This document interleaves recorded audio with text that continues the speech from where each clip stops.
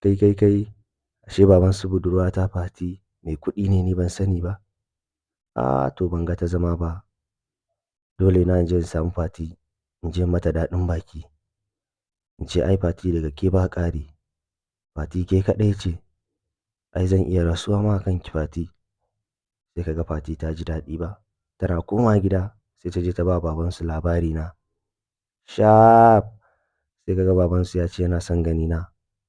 Ina zuwa sai babansu ya ce, daga ganin ka za ka iya riƙe min Fati. Gaskiya ta ban labarin ka sosai. Ai ni dai na yi dacen siriki.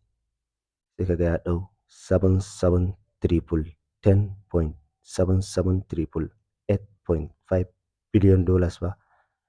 Sai ya miƙa mai ce, siriki na ga wannan, ka je ka juya kamin a sa ranar aurenka da 'yata Fati. Shaf! Shaf!